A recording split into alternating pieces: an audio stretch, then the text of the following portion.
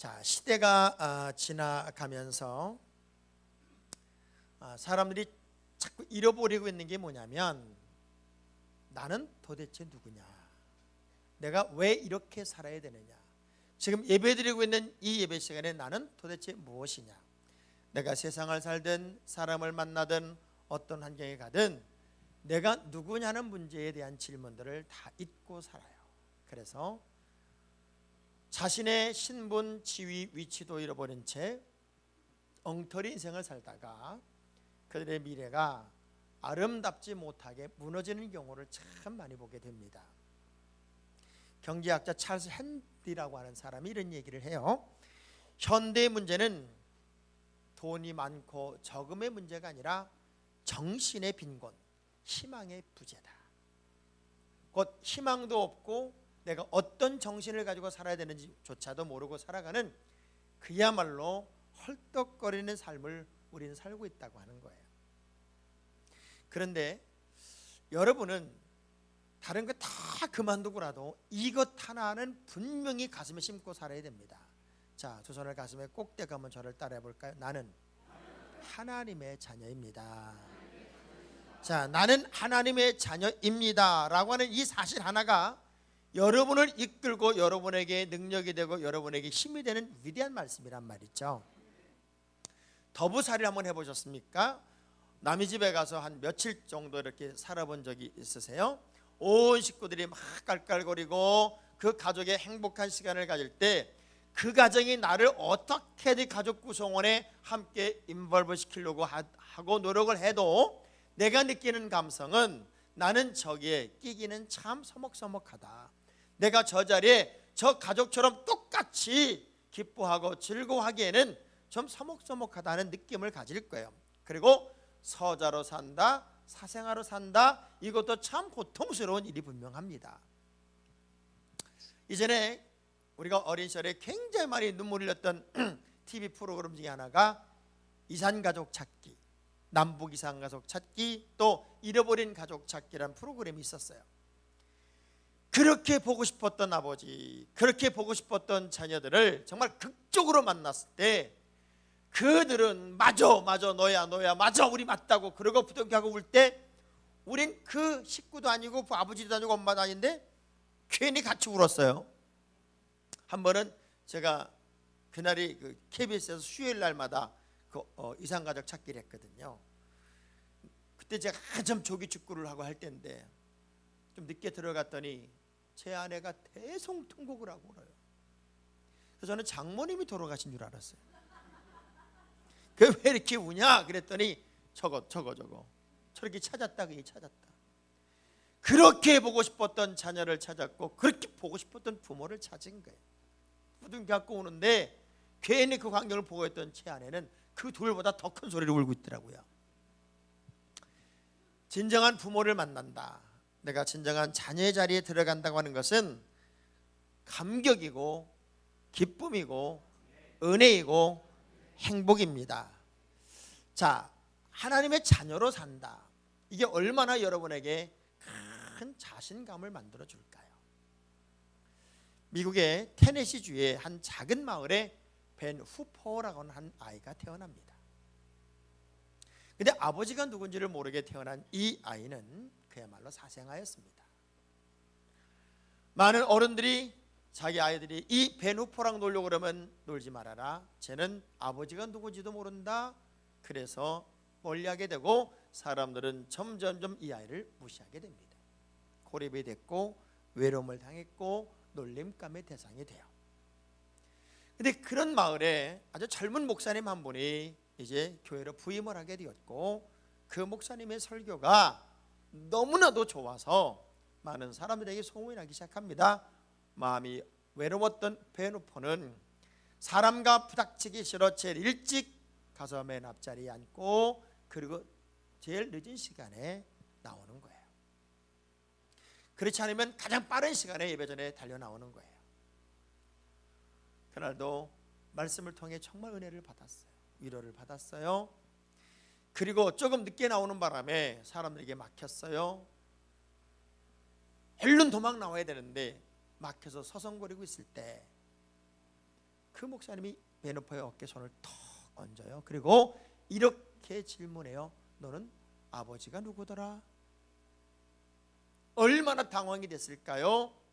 사람들은 갑자기 이 베누포를 쳐다보고 있었고 말을 하지 못할 때 그 목사님은 빙긋이 웃으면서 이렇게 말씀해요. 아, 너는 하나님의 아들이구나. 내 모습을 보니까 하나님을 똑 닮았어. 너는 하나님의 아들이야. 하나님의 자녀구나. 그러니 하나님의 아들처럼 살으렴. 하나님의 아들처럼, 하나님의 자녀처럼 신바람 나게 살으렴. 그 한마디에 벤후포란 이 아이는 용기를 얻어요. 그리고 테네시주에 2회 연속 주지사로 나중에 선발이 됩니다. 그때 이 벤후포란 분이 이런 얘기를 해요. 그때 그 목사님을 만나서 내가 하나님의 아들이라는 말을 듣던 그날이 바로 테네시주의 주지사가 태어난 날입니다. 다른 어떤 것도 여러분에게는 힘이 될 수 없어요. 다른 어떤 것도 여러분에게는 능력을 줄 수 없어요. 이 단 하나의 단어, 너는 하나님의 자녀. 나는 하나님의 자녀. 이 사실 하나만으로도 우리는 엄청난 능력과 자긍심과 자부심을 가져야 되고 그 희망으로 여러분의 미래를 열어가야 돼요. 마가복음 5장 1절부터 20절의 말씀을 보면 귀신 들린 한 사람의 이야기가 등장을 합니다. 무덤 사이를 돌아다니면서 많은 사람에게 꾸짖을 하고 그리고 누구도 통제할 수 없는 귀신 들린 사람이었어요. 이 사람에게 주님이 다가가요. 그리고 이 사람의 들린 귀신을 내쫓아 보니까 군대 귀신이에요. 그래서 그 귀신들이 다 돼지에 들어가서 돼지가 물에 빠져 죽는 그런 사건이 있었어요. 이 귀신 들림에서 자유한 이 사람이 예수님 배에 오르려고 하니까 나도 갈래요 하고 배에 타려고 할 때 예수님이 이런 말씀을 하세요. 아니, 너는 배를 타지 말고 이제 너희 가족에게 돌아가고 사람들에게 돌아가서 이렇게 말하라. 내가 어떻게 고침받았고 어떤 일이 일어났으며 어떤 역사를 경험했는지에 대해서 가족과 모든 사람에게 말하렴. 이제 너는 숨어 있어야 할 사람이 아니라 치유받고 고침받고 그리고 그렇게 해주신 하나님의 자녀임을 당당하게 이야기하고 자신만만하게 살아라 말하는 사람이 되렴. 이렇게 말합니다. 우리가 하나님의 자녀란 이 정체성 하나, 이것만으로도 여러분은 어떤 자리 어떤 환경에 가서 주눅들어야 할 이유가 없습니다. 우리가 하나님의 자녀란 가장 중요한 의미는 첫째가 뭐냐면 여러분은 이 세상에서 유일하게 하나님을 아빠, 아버지라고 부를 수 있는 사람입니다. 따라합시다. 나는 하나님을 아빠, 아버지라고 부릅니다. 자, 아무리 좋은 지식이라도요, 그리고 아무리 좋은 이론을 내가 많이 알고 있어도 그것이 몸에 익숙하지 않으면 불편한 거예요. 하나님을 아버지라고 부를 수 있는 익숙함이 여러분에게 있으면 신앙생활이 늘 평안합니다. 그런데 그게 익숙하지 않으면 거추장스럽고 어려워요. 어떻게 하나님을 아버지라고 불러요? 그래서 성령으로 아니면 하나님을 아버지라고 부를 수가 없대요. 자, 아버지라는 호칭은 공식적이고 포괄적인 의미를 갖지요. 반면에 아빠, 아버지란 말은 어린아이가 말을 배울 때 제일 먼저 하는 말이 엄마, 아빠예요. 그거는 공통적인 언어 같아요. 왜냐하면 애들은 말을 하기 전에 옹알이를 하다가 입이 다쳤다가 빡 이럴 수가 있어요. 그러면 부모님들은 아빠라고 그랬대요. 왜? 그 소리가 그렇게 듣고 싶어서. 단순히 아빠란 단어는 창조주 하나님, 신과 창조물의 관계를 넘어서 원초적이며 사랑과 신뢰를 담고 있는 아주 단순한 사랑, 그리고 근본적인 사랑의 의미를 나는 하나님과 하고 있다 하는 의미에서 아빠란 단어를 썼어요. 그만큼 친밀한 관계를 이야기해요. 이 세상 누가 하나님을 아빠, 아버지라고 부를 수 있을까요? 하나님의 자녀로 인정받고 예수 그리스도를 믿은 여러분에게만 주어진 특권이고 감사합니다. 마태복음 23장 9절의 말씀을 보면 자, 우리가 조금은 깊이 있게 이 말씀을 보셔야 돼요. 시작. 땅에 있는 자를 아버지라 하지 말라. 너희 아버지는 한 분이시니 곧 하늘에 계신 이신이다. 야, 이렇게 하면은 이 땅의 아버지들은 기분이 나쁩니다. 어떻게 내가 아버지가 안 됩니까? 그러나 이 땅의 아버지는 아무리 아버지로서 오랫동안 살아도 언젠가는 자녀들과 헤어져야 할 아버지예요. 그러나 하나님 아버지는 영원한 아버지가 되세요. 영원한 아버지. 우리가 진정한 아버지의 의미를 하나님이라고 생각할 때 이 땅의 아버지의 의미를 다시 한번 되새길 수 있다, 그런 의미예요. 우리가 하나님을 아버지라고 부를 수 있는 이 모든 것이야말로 가장 위대한 고백, 호칭을 하고 있다. 이 말은 성령으로 아니고선 부를 수 없다는 말은 영적인 의미의 삶을 사는 사람들에게만 주어지는 특권이기도 하다, 그 얘기예요. 겨울에 아무리 좋은 씨를 심어도 그 씨는 열매를 낼 수가 없어요. 그러나 봄에는 어떤 씨를 심어도 다 성장을 하고 열매를 내게 돼 있어요. 여러분의 마음이 봄의 마음이 돼야 돼요. 따뜻한 마음이 돼야 돼요. 자, 아이들이 아빠 그럴 때 화딱지가 나서 부를까요? 아빠 아버지 다정함이에요. 여러분이 하나님과 다정한 하나님의 자녀의 관계를 유지한다는 것은 결국 봄의 마음이에요. 무엇을 심어도 다 자랄 수 있고 다 성장할 수 있고 다 클 수 있는 환경이 됐다, 그 얘기죠. 그래서 하나님의 자녀는 하나님을 아버지라고 불러요. 더 중요한 것은 하나님의 자녀는 하나님의 자녀의 권세가 있어요. 왕의 아들로 태어나면 내 의지와 전혀 관계없이 왕의 아들의 권한을 갖게 돼요. 그래서 왕의 아들은 뭐예요? 왕의 딸은, 이렇게 어려운 걸 잘 맞춰줘서 감사해요. 왕의 아들은 왕자, 왕의 딸은 공주라고 하는 권한을 갖게 됩니다. 여러분이 하나님의 자녀가 되는 순간 하나님의 자녀로서의 권한, 권세가 주어져요. 요한복음 1장 12절의 말씀을 보면 영접하는 자, 곧 그 이름을 믿는 자들에게는 뭐가 돼요? 하나님의 자녀가 되는 권세를 주셨다. 자, 우리가 이런 말이 있어요. 라이프란 말과 라이프 스타일이란 말은 전혀 달라요. 라이프란 말은 본질의 의미예요. 그러나 라이프 스타일은 가공되고 꾸며진 어떤 모양을 상징해요. 나는 하나님의 자녀예요 라는 하나님의 자녀와 하나님의 자녀의 스타일로 살아요 하는 것은 전혀 다른 의미라, 그 얘기입니다. 그래서 저는 스타일은 꾸며낸 가공된 것이라면 라이프는 순수함을 의미해요. 본질이에요. 저는 그래서 여러분에게 부탁합니다. 크리스찬으로 살아야 돼요. 하나님의 아들로 살아야 돼요. 하나님의 아들의 스타일로 살면 안 돼요. 목사로 사는 거예요. 목사 스타일로 사는 게 아니란 말이에요. 여러분은 성도로 살아야지 성도 스타일로 살면 안 돼요. 꼭 이런 거예요. 귀족 스타일과 귀족과는 달라요. 여러분이 크리스찬이란 아주 중요한 정체성, 나는 하나님의 자녀라는 중요한 고백, 거기에는 자동적으로 따라오는 권세가 주어져요. 그래서 스타일로 살지 마세요.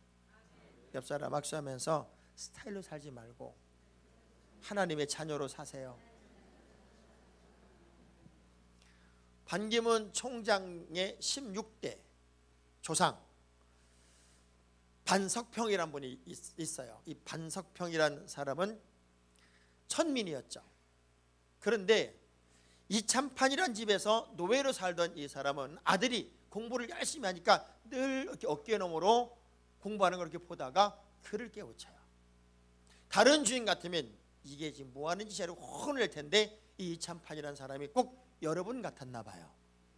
사람이 너무 좋아서 한 그를 깨우친 이 사람에게 이제 노예 신분을 제거하고 노예 문서를 태워버리고 이 반석평에게 새로운 신분을 주어서 공부를 가르치기 시작합니다. 얼마나 머리가 명석하고 얼마나 공부를 열심히 하든지 이 반석평은 공부를 열심히 해가지고 과거에 급제를 합니다. 1507년 과거에 급제하고 형조 판서까지 이르게 됩니다. 반석평은 그때부터 막 승진을 하고 그리고 엄청난 노력을 해서 최고 자리에 오르는데, 이 노예 출신, 천민 출신이 진급하는 걸 나머지가 좋아할 리가 없잖아요. 그래서 계속 해방을 했는데 참 때를 잘 만나서 마침 이 사람 활동할 때가 중종 때라, 이 중종은 문벌보다 실력을 중요시 여겼기 때문에 나중에는 종일품 좌찬성, 지금으로 말하면 부총리, 여기까지 올라간 사람이 반석평이라는 사람이었대요. 그러니까 이렇게 훌륭한 집안에서 반기문 씨가 나온 거더라고요. 어째 이렇게 기분 나쁜 표정을 짓고 계세요? 제가 왜 이 이야기를 하냐면, 누군가 한 사람이 고난을 주고 누군가 한 사람이 힘을 실어주면, 참판이란 사람이 양자로만 삼아줬어도 이 사람에게는 과거를 칠 수 있는 고난이 생기고, 과거를 치고도 모든 사람이 이분을 해방하려고 해도 왕이 힘을 주니까 최고 자리까지 올라가더란 말이에요. 여러분은 하나님의 자녀예요. 하나님이 여러분에게 힘을 주셨어요. 하나님이 여러분에게 고난을 주셨어요. 그러면 가장 큰 자로 살아야 돼요. 하나님의 자녀의 권세는 이 세상의 어떤 권세보다도 큰 권세요, 능력이에요, 권능이에요. 승리를 살 수 있는 위대한 힘이란 말이에요. 그 고난을 누리셔야 돼요. 다시 한번 가슴에 대고 따라, 나는 하나님의 자녀. 옆 사람 박수. 당신도 하나님의 자녀. 그 자긍심이 우리에겐 필요하다, 그 얘기죠. 꼭 성경 인물 중에 누가 이런 스타일이냐면 요셉, 또 다니엘.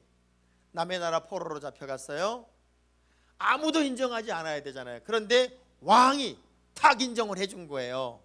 왕이 인정을 해주니까 그때부터 그 권세, 고난이 가장 큰 위치까지 올라간단 말이죠. 하나님이 여러분에게 주신 하나님의 자녀의 권세로 세상을 이기세요. 마귀를 때려잡으세요. 환경을 넘으세요. 어떤 상황도 승리로 만드세요. 그것이 여러분이 일생 가치예요. 그러니까 이 하나님의 자녀라는 사실을 자꾸 인식만 하면 우리가 함부로 세상을 안 사는데, 요즘을 이렇게 보면 이 사람이 예수를 믿은 사람인지, 이 사람이 정말 교회 장로인지 집사인지 목사인지 알 수가 없는 환경들이 너무나도 많은 이유는 내가 누군지를 몰라서 그래요. 그 정체성의 혼돈이 와서 그래요. 저는 우리나라 정치인들이 이랬으면 좋겠다 하고 읽어본 글이 하나 있는데, 송나라 때 어떤 한 농부가 밭을 갈다가 큰 엄청난 옥을 하나 발견을 해요. 보니까 이게 어마어마한 보물이에요. 그래서 얼른 그걸 잘 닦아가지고 자한이라고 하는 고관 대작에게 갖다 바치면서 이렇게 말합니다. 농부인 나에게 이 옥은 그렇게 중요하지 않겠지만 이 옥의 가치를 알고 있는 당신에게 있어서 이 옥은 최고의 보배가 아니겠습니까? 이걸 받아주십시오. 그때 자한이라는 사람이 이런 얘기를 해요. 이 옥이라고 하는 가치는 네가 가장 보배인 줄 알아서 나에게 선물하려고 했으니 당신이 느낄 때 최고의 보배다. 그러나 내가 만일 그것을 받는다면 나에게는 뇌물이 된다.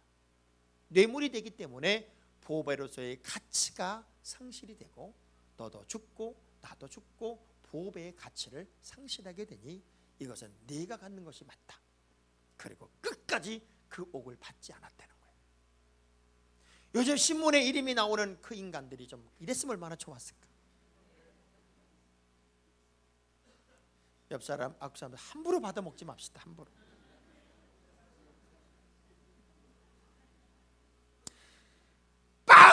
빤히 다 발견되고 드러나고 보여지는 세상을 사는데, 이 누가 그러더라고요? 정치인들은 망둥이라고. 망둥이는요, 낚시에 걸려가지고 휙 들었을 때 입이 쭉 찢어져가지고 바다에 쳐서 뚝 떨어지잖아요. 다시 가서 그 먹이를 물어요. 그게 망둥이요. 그래서 망둥이 IQ는 0.01초래. 자, 크리스찬은 이런 것에 좀 자유스러워야 돼요. 저는 이제 더 이상 교도소에 직분자들이 그만 갔으면 좋겠어요. 요즘에 아직 매스컴에 나오는 사람들마다 장로님들이었어요. 저는 너무 가슴이 아파요. 왜 그럴까요? 하나님의 자녀라는 정체성을 잃어버리고 나니까 세상의 화려함에 자꾸 눈이 돌아가는 거예요. 그리고 그저 적당히 타협하고 모른 척하고 예수 믿는 척하고 있는지도 모르겠어요. 그것보다 더 멋있는 건, 수억 만금보다 더 멋있는 건 하나님의 자녀로 사는 거예요. 다시 한번, 나는 하나님의 자녀. 자, 하나님의 자녀가 됐다는 의미는 또 다른 의미에서 자녀에게 주시는 아버지의 마지막 선물이 뭔가 봤더니 상속입니다. 그래서 우리는 상속자가 되는 거예요. 그것도 하나님의 상속자가 된단 말이에요.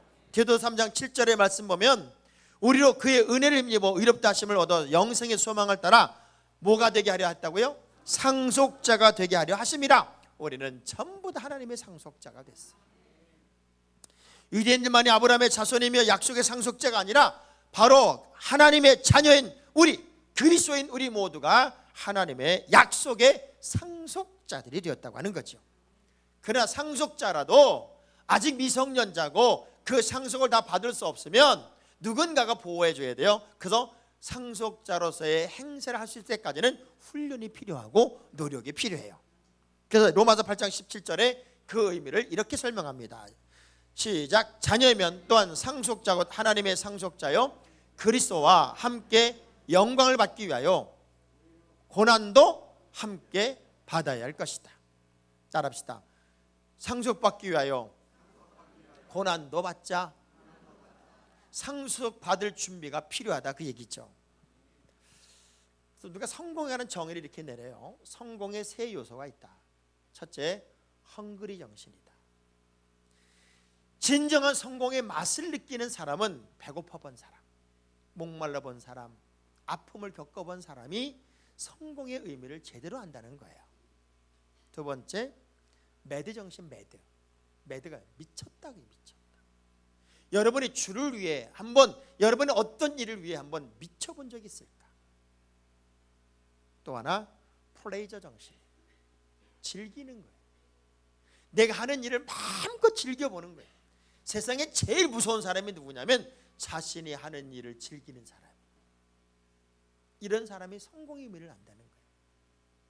자, 하나님의 자녀로서의 여러분이 상속자가 되었다면 한번 예수에 미쳐보는 거죠.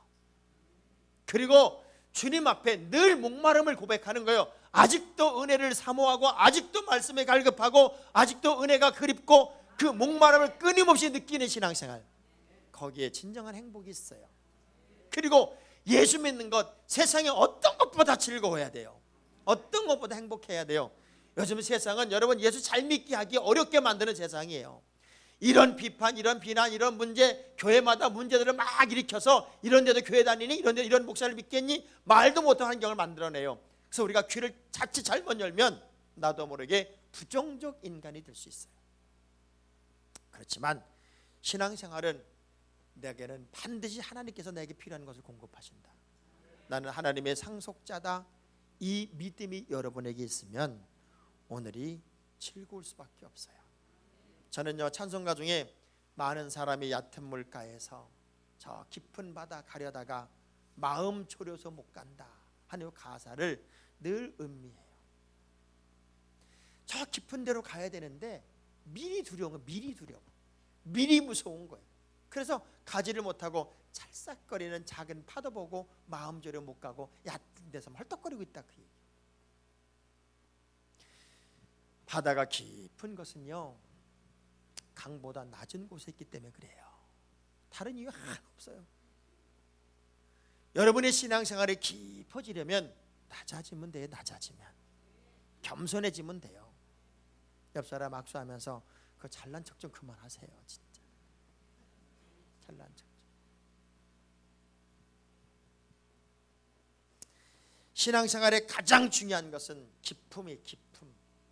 그 기쁨이 여러분에게 있으면 하나님이 나에게 주시는 모든 것을 다 받을 수 있어요.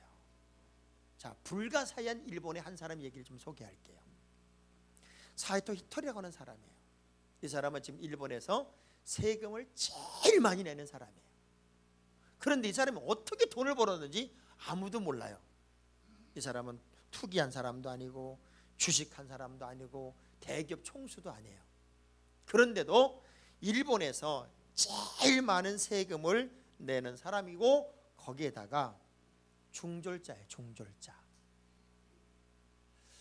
근데 언젠가 이 사람이 책을 썼어요. 그 책 제목이 뭐냐면 천본의 법칙. 나는 내가 어느 날 이렇게 많은 세금을 내게 된 아주 결정적 이유는 이 천본의 법칙 때문이었습니다 하는 글을 쓴 거예요. 그 천본의 법칙이 뭐냐면 이 사람은 하루에 눈을 뜨면 하루에 1000번 이렇게 말했대요. 나는 억세게 운이 좋은 사람이다. 나는 무지하게 운이 좋은 사람이다. 나는 기가 막히게 운이 좋은 사람이다. 나는 운이 좋은 사람이야. 나는 운이 좋은 사람이야. 세상의 언어로 나는 운 좋은 사람. 그러니까 항상 어떤 환경도 나는 더 좋은 일이 있을 거야. 더 좋은 일이 있을 거야. 이렇게 이제 계속 하루에 1000번씩을 떠들었더니 세상 모든 일이 다 좋아지더랍니다. 그리고 다 좋게 자기가 풀렸대. 여러분, 우린 이런 말을 쓸 수는 없으니까 이 사람보다 세금 100배, 1000배 더 낼 수 있는 방법이 있어. 하루에 1000번만 난 하나님의 자녀. 난 하나님의 자녀. 길을 가다가도 하나님의 자녀, 억울해도 하나님의 자녀, 기뻐도 하나님의 자녀, 사업이 안 돼도 하나님의 자녀, 잘 돼도 하나님의 자녀. 난 하나님의 자녀. 난 하나님의 자녀. 이것만 하루에 1000번씩만 해봐. 우리 기본적으로 지금까지 하면서 한 20번 한 것 같으니까 5번 더 해드릴게. 두 손을 가슴에 대고 한번 해봐요.